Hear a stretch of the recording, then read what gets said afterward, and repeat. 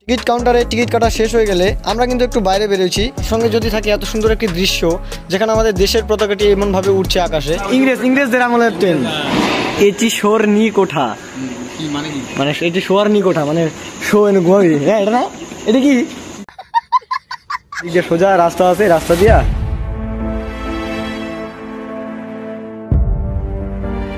গ্রীষ্মকাল এবং বর্ষাকালের মতো একটি দিন নিয়ে শুরু করলাম আজকের এই জার্নি। আজকের এই ব্লগটা আমি বাড়ি থেকে কন্টিনিউ করতে পারলাম না, কারণ আমি ভেবেই পাচ্ছিলাম না আজকে কীভাবে কন্টেন্টটা বানাবো বা কী নিয়ে কন্টেন্টটা ক্রিয়েট করব।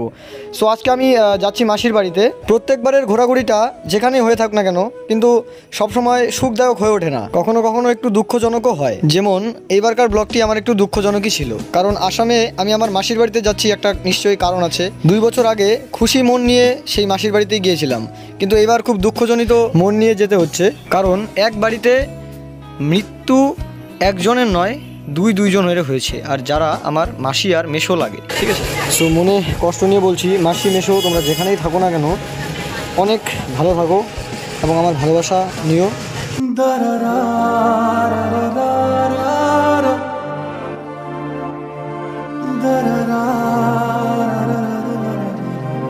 হ্যালো বন্ধুরা, আজকে বাড়ি থেকে বেরোনো, আজকে যে দেখো কোচবিহারে আসছে আজকে। ঠিক আছে, তো কোচবিহারে আসার কারণ একটাই, একটা দাদা আসতেছে, মামার ছেলে আর কি, লিটন দা। তো ওর সাথে আজকে আমি যাইতেছি মাসির বাড়ি। কিন্তু না ভিডিও দিই না, ভিডিও না দিতে দিতে এমন হয়ে গেছে যে মানে তোমাদের কী বলি আর, ভিডিও যে আমি করি, আমি যে একজন ইউটিউবার সেটাই ভুলে গেছি আমি। ঠিক আছে, তো এরকম করা লাগে না হিসেবে আমি তোমাদের রেগুলার ভিডিও দিব। ঠিক আছে, টাইম পাই না, তো বুঝতে পারতেছো। তাহলে আমি আর কি যাইতেছি আসামে আজকে, আমাদের মাসির বাড়ি আসামে রঙিয়াতে। ঠিক আছে, এখান থেকে যাবো নিউ কোচবিহারে। কোচবিহারের ব্লগটাই কন্টিনিউ করতেছি আমি কোচবিহারে এসে। ঠিক আছে, কারণ বাড়ি থেকে বেরোনোর সময় অন্ধকার ছিল আর আমি ব্লগ করার চান্স পাইনি পাবো কিছুক্ষণ। ঠিক আছে, বললাম ওকে আমি স্টেশন মোড়ে আসি আর তোর আয়, তারপর দেখা হচ্ছে। পৌঁছাইতে হয়তো 2টা কিংবা 3টা বাজে যেতে পারে, ভোরবেলা হয়ে যাবে। আর দেখি এখানে দাদা আসতে দাও, এখানে আসবে, আর কিছুক্ষণ ওয়েট করতে হবে আমাকে। এইটা একটুখানি পরে। এই তো আমার দাদা উপস্থিত। আমার ভুল হচ্ছে, হ্যাঁ দাদা साले को बम से उड़ा दूंगा एक बार हाथ में आ जाए तो। বৃষ্টির মধ্যে দেখো এই যে নিউ কোচবিহারে এসে পড়ছি আমরা, নিউ কোচবিহার জংশন, এই যে স্টেশন। কোচবিহারে কিছুক্ষণ দাঁড়িয়ে থাকার পর দাদার সাথে দেখা হলো, আর একটু পরেই নেমে গেল বৃষ্টি। আর এই বৃষ্টিতে আমরা কিছুক্ষণ ভেজাভেজি না করে ডাইরেক্ট টোটোতে চলে আসলাম ডাইরেক্ট স্টেশন। সো আমাদের নিউ কোচবিহার স্টেশনের কিছু আপসা তোমাদের দেখাই দিতেছি। আমাদের ট্রেন কিন্তু আসবে প্রায় 8:30 কিংবা 9টার দিকে আসবে। ঠিক আছে, আমরা কিন্তু যে মাত্র পৌঁছালাম। এখন দেখি ভিতরে যাবো, ট্রেনে ওয়েট করতে হবে ট্রেনের জন্য। এখানে কিন্তু ডগিরা বর্তমানে পাহারাদার এখানকার। কই ভাই, জেনারেলের টিকিট কোন জায়গা থেকে কাটে?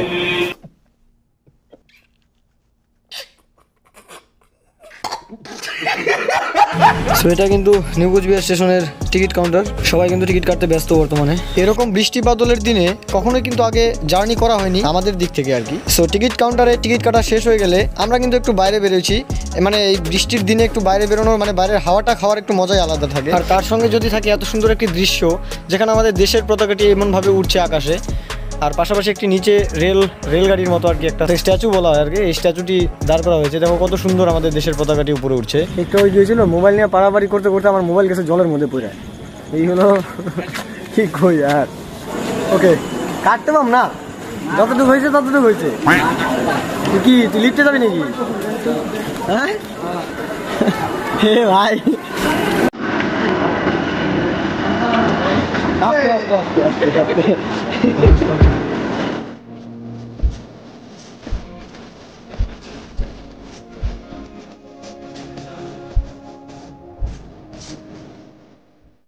এই লিফটে আমরা যাবো নিচে গিয়ে। এটা আমাদের 4 নম্বর প্ল্যাটফর্ম। এটা ক্লিক করার পর লিফটে উপরে উঠতেছে, দেখো দেখা যাচ্ছে। এখান থেকে আবার একটা ট্রেন আসলো। এই তো লিফট আমাদের এসে রেডি, এই তো রেডি। এখন এখানে কি হবে, খুলে যাবে অটোমেটিক নাকি? খুল যা, সিম খুল গিয়া। চলো ভিতরে আসো। এরপর কি করতে হবে? এরপর নিচে অটোমেটিক যাবো। এখানে বটম আছে কিছু, বটন যদি পারো তোমরা ইচ্ছা করলে ক্লিক করবা, আর নাহলে দেখি তো আমাদের লিফট কিন্তু নিচে নামছে না। 0 ক্লিক করতে হবে, এখানে লেগে গেছে, এখানে 0 ক্লিক করতে হবে। এখন নিচে নেমে যাবে। এই তো নিচে নামছে। বাহ, এই মনে হলো নাগরতলা থেকে নিচে নামতেছি এরকম মনে হলো প্রথমে। রিল্যাক্স ব্রো, খুল জায়গা।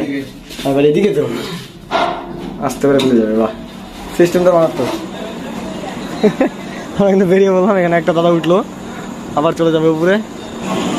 আমরা কিন্তু ওই পাশ থেকে উপর দিয়ে আসলাম, আসা এই লিফট দিয়ে, এখানে লিফট আছে, তো এই লিফট দিয়ে নিচে নাইমা এখান দিয়ে বেরোলাম। হ্যাঁ বন্ধুরা, আমরা ট্রেনে কিন্তু বর্তমানে উঠে পড়েছি, ঠিক আছে। আর এখন কিন্তু জার্নি স্টার্ট হয়ে গেছে, চলতে আরম্ভ করছে অলরেডি, কোচবিহার থেকে ডাইরেক্ট রঙিয়া নাকি। তো দেখা হচ্ছে তোমাদের ট্রেনের মিডিলে, মানে একটা কিছু ইন্টার দিব তোমাদের, ঠিক আছে। সিনেমাটিক সিন কিছু দেখা যাচ্ছে তোমাদের, আর বেশি কিছু বলবো না এখানে।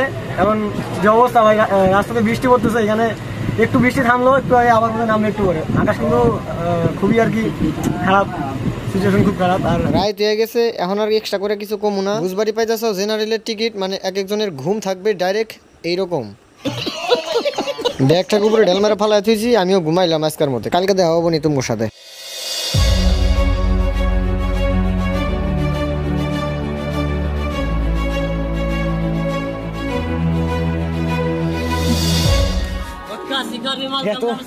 রাত্রেবেলা এগুলো গেছে নাকি? তো বন্ধুরা, এতক্ষণ পরে কিন্তু আমরা পৌঁছলাম আমাদের মাসিবাড়ি যে স্টেশন, রঙিয়া স্টেশন, ঠিক আছে, ওইখানে পৌঁছলাম। আর আসে চট্ট হয়ে আসতেছে ক্যামেরা, এখন চট্ট হবে, কারণ একটু আগে কারেন্ট ছিল না, অনেক ধরনের অসুবিধা, ঠিক আছে। হ্যাঁ, এখন লাইট আছে, একদম স্টেশন পুরো চকচকা। এটা জংশন না, একটু বড়। আর তোল, হ্যাঁ দাঁড়ায় তোল, এক জায়গায় দাঁড়ায় তোল।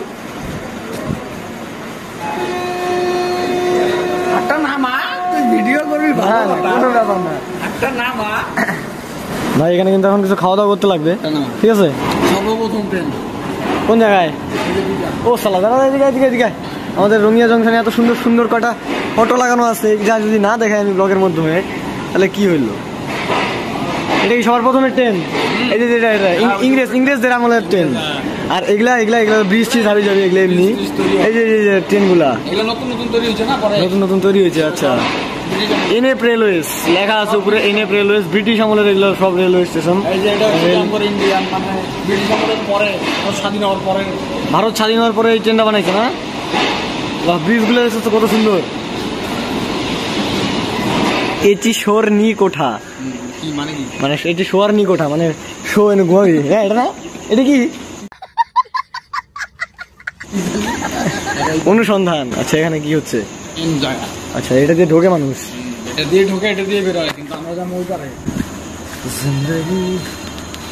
রুমিয়াতে আগের বার আসছিলাম, ওই মোবাইলটা ছিল, তখন আমি ব্লগ করতাম না, ঠিক আছে। ব্লগ করতাম, কিন্তু আমি এখানে এসে কোনো ব্লগ করি নাই। এখানে ঘুরছিলাম, একটা পার্কে গেছিলাম, তো ওইখানে কোনো কিছু করা হয় নাই। আজকে সব কিছু দেখাবো তোমাদের, ঠিক আছে। আর থাকবো 2-3 দিন থাকবো, তো 2-3 দিনে পুরো এক্সপ্লোর করবো আমাদের রঙিয়া। কিন্তু ওভারব্রিজের উপরে উঠছি বর্তমানে। এই সাইডে একটা কিন্তু ওভারব্রিজ, ওটা বাইরের দিকে যাওয়ার জন্য। আর এটা কিন্তু এই সাইডে আরেকটা গেলো, দুইটা আছে এই সাইডে। আমরা কিন্তু এটা দিয়ে উঠলাম, ওই যে দেখতে পাচ্ছ, ওই যে লিফটে গেছিলাম আমি, এটা ওই পাশটা দিয়ে যাবো। এটাতে নামি, এটাতে খাবার পাওয়া যাবে, চলো কিছু খাই নি। ওভারব্রিজের উপরে ভিউটা দেখতে পাচ্ছ সবাই।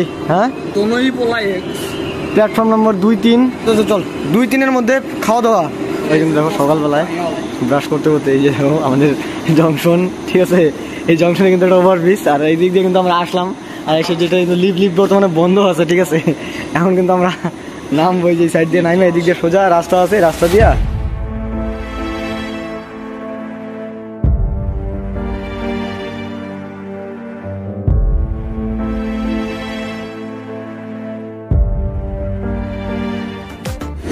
এইটা কিন্তু সেই রাস্তা, যে রাস্তাতে আমি 2 বছর আগে আমি এখানে আসছিলাম। 2 বছর আগে আমার ইউটিউব আমি করতাম না, মানে গেমিং চ্যানেল ছাড়তাম, গেমিং ভিডিও ছাড়তাম এই চ্যানেলে।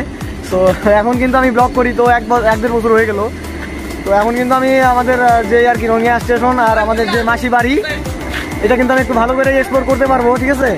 সো এখানে কিন্তু দেখতে পাচ্ছ ট্রেন কিন্তু অলরেডি থাইমা আছে। আর আমি কিন্তু রাত্রেবেলায় ওয়াইড অ্যাঙ্গেল দিয়ে ক্যামেরা করতেছি না, এই কারণেই ক্যামেরা কোয়ালিটি একদম বাজে আসবে। এইটা দিয়ে কিন্তু স্টেশনের রাস্তাটা দিয়ে এখানে আইসা সিধা একদম চলে যাবে এই রাস্তা দিয়ে। আর আমাদের মাসির বাড়ি কিন্তু স্টেশনের প্রায় সামনেই, অতটাও দূরে না, হাইটে হাইটে যাওয়া যায়। ঠিক আছে, আমাদের দিদির যে বিয়ে হয়েছিল 2 বছর আগে যখন এখানে আসছিলাম, জায়গা কিন্তু দিদির বিয়েও কিন্তু সামনেই হয়েছে। আমরা হাঁটাহাঁটি করেই যাওয়া আসা করেছি ওদের বাড়িতে। তো সেখানে কিন্তু সামনে একটা মন্দির আছে, আর ওখানে একটা পার্ক আছে। আমি গেছিলাম ইকো পার্কে, তো আসামের রঙিয়ার ইকো পার্ক। হ্যাঁ হ্যাঁ, ফটোটা আছে তো আমার কাছে, দেখতে পারো। ফটোটা দেখো, ডিসপ্লের মধ্যে দেখো। এই ফটোটাই উঠছিলাম, ঠিক আছে, বুঝছো তো? এই ফটোটাই আমি 2 বছর আগে উঠছিলাম এই দাদার সাথে। তো এই যে আসলাম, এখন আইসা দেখি ভালোভাবে এক্সপ্লোর করতে পারি নাকি ওই পার্কটাকে, কেমন হয়েছে, আগের থেকে ভালো হয়েছে নাকি খারাপ হয়েছে। রাত্রিবেলা না, ভালো করে দেখতে পাচ্ছ না, আর রাত্রিবেলার অবস্থাও ভারী সংকট। কি পাচ্ছ, এটা কিন্তু মন্দিরটা, এখানে একটা বড় ল্যাম্প, এটা কিন্তু তখনও ছিল। আর রাস্তাঘাট সব ঠিকঠাকই আছে আগের মতনই, কিন্তু একটু দোকানপাট হয়েছে আগের থেকে। এই যে দেখতে পাচ্ছ, এটা কিন্তু মন্দিরটা অনেক চেঞ্জ করছে রে। হ্যাঁ, ওই যে রামের ফটো, হনুমানের ফটো। বাহ, কালী মন্দির আছে ওই সাইডে একটা বড়, এখানকার রঙিয়ার একটা ভালো। হ্যাঁ, এটা গণেশ মন্দির, এখন আবার একটু মডিফাই হয়েছে দেখি, অনেক দূর আগে গেছে। এই যে এদিক দিয়ে না, এই যে এই সাইড দিয়ে নাকি, কোন সাইড দিয়ে দাঁড়া আমি কইতেছি, তুই কিচ্ছু করবি না। হ্যাঁ, মাসির বাড়ি কোন জায়গা দিয়ে আমি কইতেছি দাঁড়া। উই এই রাস্তা না, ভালো করে চিনলাম। ওই যে সামনে মোড়, ঘুমাবো, এই যে এদিক দিয়ে যাইতে হবে আমার মাসির বাড়ি, এই সামনের পাশের বা সাইডের বাড়িতে আমাদের মাসির বাড়ি। এই যে দেখতে পাচ্ছ, এই রোড দিয়ে কিন্তু আমরা আসলাম। এই যে বিল্ডিং, সাইডে মোড়, আর এইটাই কিন্তু আমাদের মাসির বাড়ির রোড। এটা খুলে না?